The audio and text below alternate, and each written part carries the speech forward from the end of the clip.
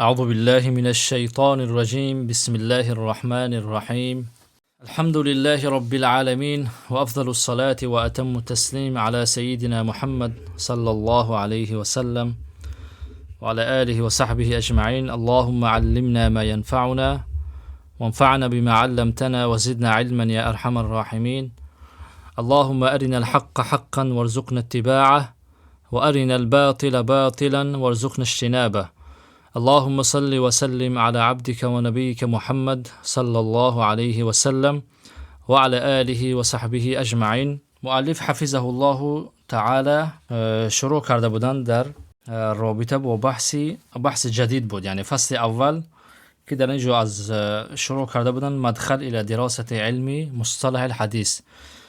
در این فصل مؤلف ابتداءً بیان کردن مصدر شریف رو که خودی پیامبر صلی الله علیه و سلم است و جایگاه سنت رو بیان فرمودن یا وظیفه سنت رو بیان فرمودن که سنت این بیان کننده قرآن است، یعنی سنت با تمام تفاصیلش بیان کننده و تفسیر کننده قرآن عظیم الشأن است. و از دیگر جهت گفتن که سنت یا حدیث پیامبر صلی الله علیه و سلم برای ما امت اسلامی الگو است، قدوه است، نمونه است که در هر نقطه از زندگی ما میتوانیم چنگ بزنیم به حدیث و الگوی خود رو پیدا کنیم. و بعدا هم بحث رو باز کردن مؤلف که این امون کسایی که خود را برقی این یعنی شبهات رو آوردن و غرض اساسی اینها کاملا یعنی دین رو ترک کردن است، ریشه بر یا تبر بر ریشه زدن است که با این وسایل مکارانه خود یعنی میخواستند وارد شوند و درباره این سخن بحث شد. و این چنین هم بیان شد که قرآن در خیلی از جایهای خود اطاعت از پیغمبر صلی الله علیه و سلم را واجب قرار دادن. گفتیم در 60 جای از قرآن اطاعت از پیغمبر صلی الله علیه و سلم واجب بودنش بیان شده است. اکنون میگوید وقد فهم الصحابة الكرام ان طاعة الرسول صلی الله علیه و سلم من طاعة الله عز وجل. تمام صحابه رضوان الله علیهم اجمعین چنین فهمیدند که طاعت پیامبر صلی الله علیه و سلم از پیغمبر اطاعت کردن، از پیغمبر پیروی کردن عیناً اطاعت از الله جل جلاله است.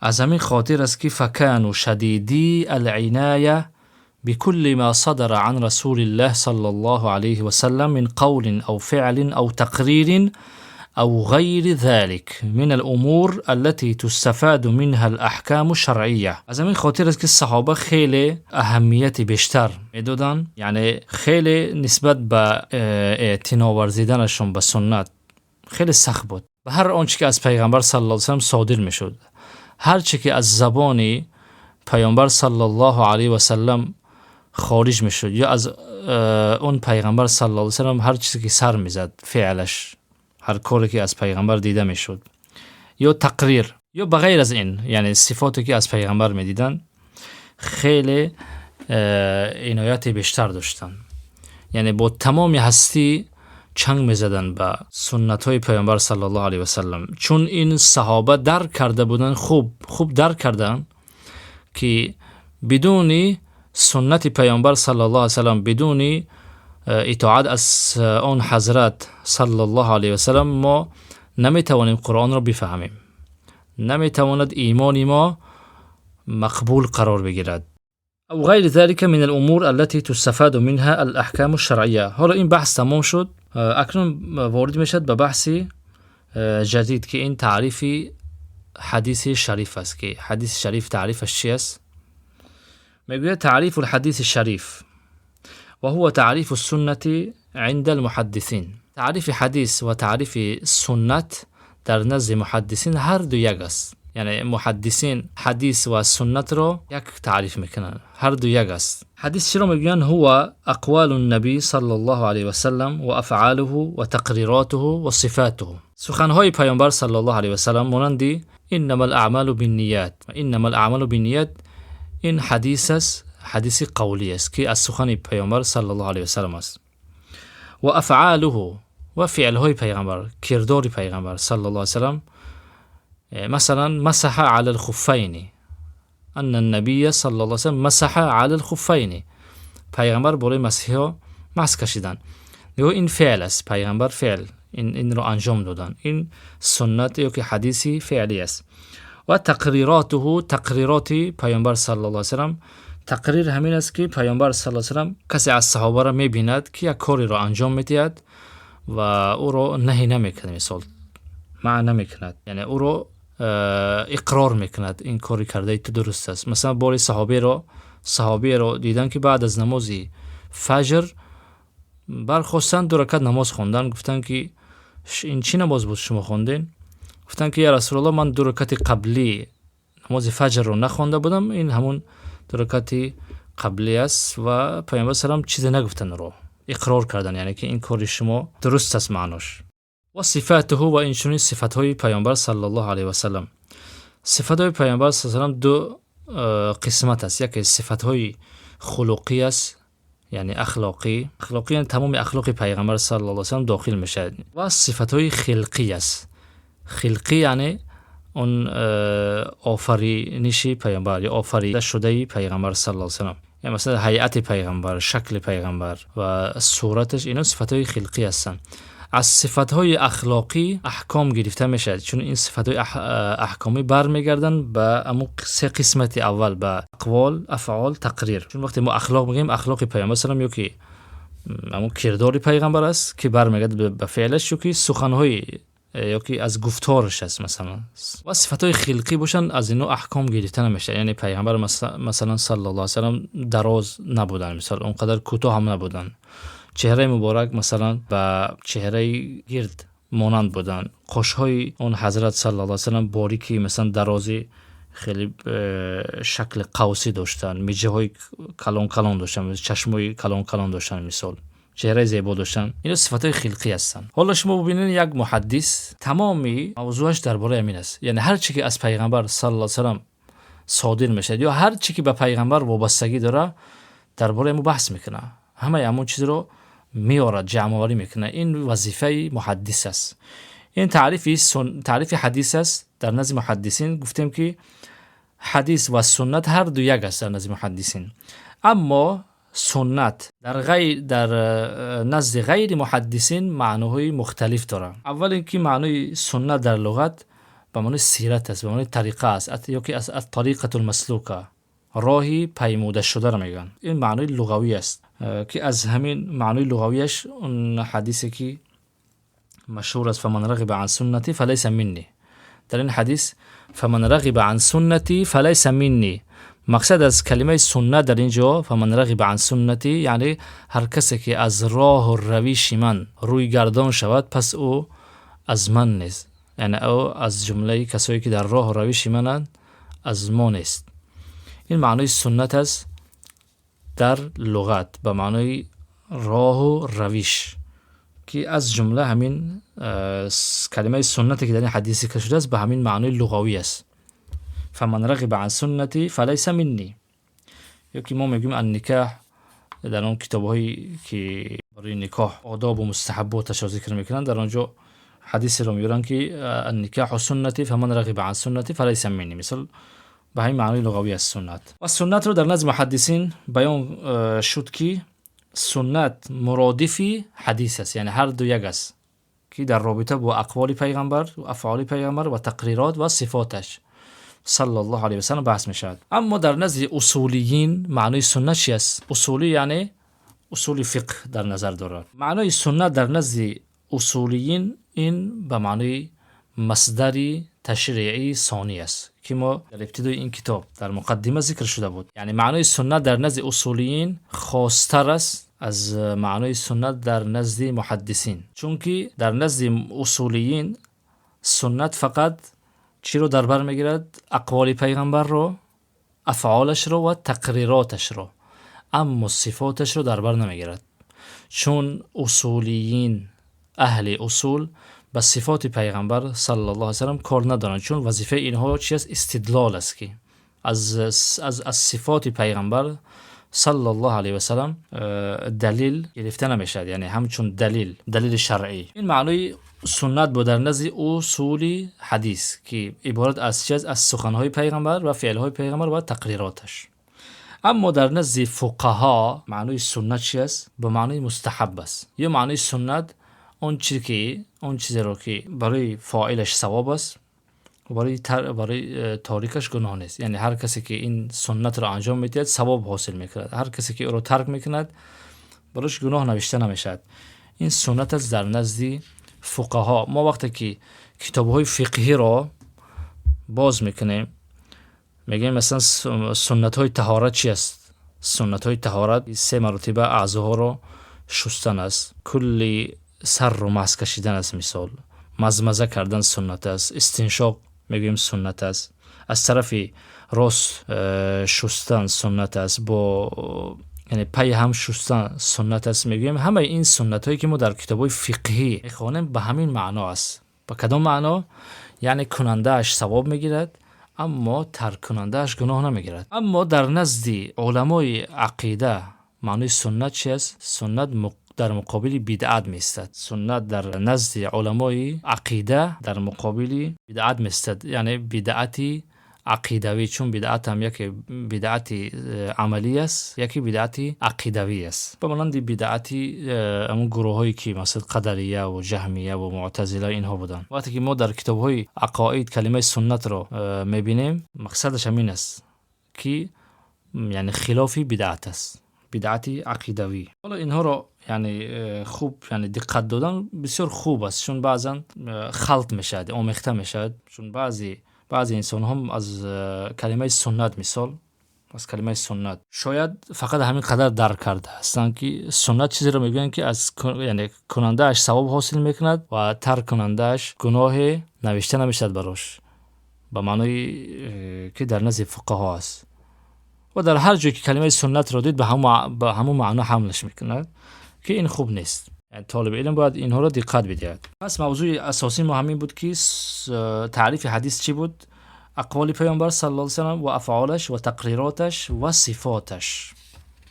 کما نلحظ فی المخطط الآتی که در اینجا مؤلف حفظه الله به شکل یک شجره در اینجا واضح کردن، گفتن که مثلا صلی الله علیه و سلم این حدیث است، از طرف راست قول مانند انما الاعمال بالنیات، فعلش ان انه مسح على الخفین صلی الله علیه و سلم، و تقریر باشه در اینجا همون پیغمبر مردی رو دیدن که نمازی صبح بعد از نماز صبح 2 رکعت نماز میخونن. گفتن که آیا شما نماز 2 مرتبه میخونین؟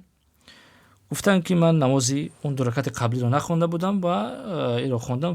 پیامبر سلام سکوت کردن در اینجا. شما نگاه کنید در پایان یؤخذ منها تشریع، از این 3 تا یعنی از قول پیغمبر و از فعل پیغمبر و از تقریراتش تشریع گرفته میشد، قانون گرفته میشد، احکام گرفته میشد، چون اینا دلیل هستن، مصدر هستن. صفت باشد، صفت هم 2 تقدیم بشه، یکی مقتدا به فیها، صفتایی که مقتدا به هستن، یعنی ما از این صفت ها اقتدا میکنیم به پیغمبر صلی الله علیه و سلم. اینا صفت های خلقی هستن که اینها هم برمیگردن به فعل پیغمبر یا سخن پیغمبر صلی الله علیه و سلم. چون یعنی وقتی میگیم پیغمبر صلی الله علیه و سلم بسیار سخن زیبا میگفتن، یعنی اینم برمیگردد به اخلاقش. یعنی مثلا پیغمبر داد و فریاد نمیکشیدن مثال، و معامله خوب داشتن با کودکا، با صحابهش، با همسرانش مثال. اینا همش برمیگردن به اخلاقش، به صفاتش. و صفت دیوم خلقی است که لا یؤخذ منها تشریع، از صفاتهای خلقیش تشریع گرفته نمیشد، احکام گرفته نمیشد، به مانند اینکه شکل پیغمبر مثلا چگونه بود و شکل و صورتش یا که درازیش شکل بود. حالا در اینجا در بین همین صفتهای اخلاقی و خلقی و صفتهایی است که اینها رو صفتهایی نه از این طرف نه از اون طرف است، یعنی نه صفتهای خلقی هستن نه صفتهای اخلاقی هستن. مانند یعنی اما چگونگی خوراک پیغمبر صلی الله علیه و سلم. میگه که و هناک صفات هي بین الاخلاق والجبله، میگه بعضی صفات هاست که این صفات ها در بین صفات های اخلاقی و بین صفات های جبلی هستند. جبلی یعنی خلقی، مانند نوعیت اکله صلی الله علیه و سلم. نوعیه یعنی چگونگی خوردن پیغمبر صلی الله علیه و سلم، که حدیث انس بن مالک رضی الله عنه ان خیاطا دعا رسول الله صلی الله علیه و سلم لطعام صنعه. حضرت انس ابن مالک خادمی پیامبر صلی الله علیه و سلام حدیث را روایت میکند که میگوید یک دوزنده پیامبر صلی الله علیه و سلام را به خانه اش دعوت کردند. در خانه اش طعام درست کرد و پیامبر را به خانه اش دعوت کرد. قال انس فذهبت مع رسول الله صلی الله علیه و سلم الى ذلك الطعام. من هم میگوید با همراه پیامبر صلی الله علیه و سلم رفتم به خانه اون مرد. فقرب الى رسول الله صلی الله علیه و سلم خبزا من شعیر و مرقا فيه دباء و قدید. میگه وقتی که ما رفتیم نشستیم در خانه اون مرد و اون مردم صاحب خانه برای پیامبر صلی الله علیه و سلم تقدیم کردن، آوردن در طبقه که در اون نان بود از جو شعیر و این چونین در اون طبق چی بود؟ شوربا بود، مثلا مرق یعنی شوربا بود که در اون هم کدوی بود، کدوی بریان شده بود، کدو و قدید و این چونین گوشت بود. قدید گفته گوشت رو میگن که در آفتاب خشک کشیدگی است، چون در اون زمانها اون آلات و وسایل رو نداشتن که این گوشت ها رو نگهبانی کنند، چون گوشت اگر مثلا نگهبانی نشود در حال ویران میشود. امروز این یخدان ها هستن. در اون زمان گوشت ها را یعنی زیر آفتاب میکردن و گوشت ها خشک میشیدن. وقتی خشک میشیدن دیگر ویران نمیشیدن، یعنی یک ماه دو ماه میسودن، اما خیلی سخت بودن، سرد بودن. و میگوید این مرد برای پیامبر صلی الله علیه و سلام طعام را آوردن. قال انس فرأيت رسول الله صلی الله علیه و سلم يتتبع الدباء من حوالي الصحفه. میگه من دقت دیدم که پیامبر صلی الله علیه و سلم با دستان مبارکش از همون طبق دنبال میکردن کدو را، یعنی کدو رو میگرفتن میخوردن. قال انس میگوید که فلم ازل احب الدباء منذ یومئذ. میگه من از همون روز همیشه دوست داشتم دبا را، کدو را. چرا دوست داشتم؟ چون که پیغمبر صلی الله علیه و سلم دوست می‌داشت. پیغمبر دوست می‌داشت کدو را. من هم از همون روز شروع کردم به دوست داشتن آنچه که پیغمبر دوستش می‌داشت. فهی اقتداء منبعه الحب للنبی صلی الله علیه و سلم. این اقتدا کردن و پیروی کردن است که منبعش است، سرچشمه از حب است، محبت است برای پیغمبر صلی الله علیه و سلم.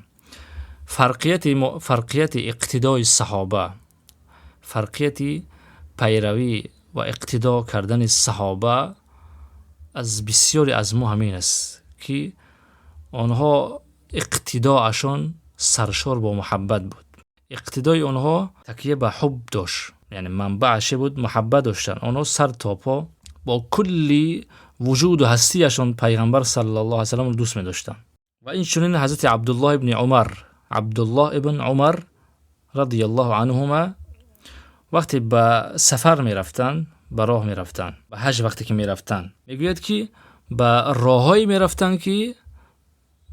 رفتن، اون راههایی رو دنبال میکردن که با اون راهها پیامبر صلی الله علیه و سلم گذر کرده بود. یعنی یاران شاگردان این عبدالله ابن عمر میدیدن که عبدالله ابن عمر در جای توقف میکرد و از شترش پایان میشد، یا در اونجا یک چرخ میزد و دوباره سوار میشد و ادامه میداد راهش رو. تعجب میکردن شاگردانش که میگفتن که شما چیکار میکنین در این صحرا، مثلا در اینجا چرا پایان شدید؟ و میگفتن که من دیدم پیامبر صلی الله علیه و سلم رو که در همین موضع از پایان شده بودن، یا که از همین موضع گذر کردن، یا که من دیدم که پیامبر فلان جا همین کار رو کردن و من هم دوست میدارم که همین کار رو کنم. شما ببینید این اقتدا یا مجردی اقتدا کردن نیست، بلکه سرشار با محبت است. پس این بین اخلاق و بین این صفت‌های جبلی نوعی نمود خوردن پیغمبر صلی الله علیه و سلم را هم، یا که اما شکل روش پیغمبر راه رفتنش را هم، یا که از کجا را گذر کردنش هم برای صحابه چی بود؟ برای صحابه یک چیزی دوست داشتنی بود، چیزی بود که یعنی جان خود را فدا میکردن. از این خاطر است که تشریع اسلامی، قوانین اسلامی این یکجا با محبت است. فرقی بین قوانین اسلام و قوانین امروزی یعنی دنیوی همین است که کسایی که از احکام اسلام پیروی میکنن، از قوانین و از سیستمی که قرآن گذاشته است، شریعت گذاشته است پیروی میکنن، یک جا با محبت، با عشق و علاقه. اما قوانین دنیوی مردم هرگز با عشق و علاقه پیروی نمیکنن، بلکه یعنی با یک نفرت و با یک کینه و با یک دشنام اکثریت عمل میکنن. والحمد لله رب العالمین و صلی الله علی سیدنا محمد و علی آله و صحبه اجمعین. تا اینجا این موضوع تموم شد. اکنون بحثی نو باز شروع میشد که این موضوع در رابطه با چی بود؟ با تعریف حدیث در نزد تمام اهل فن.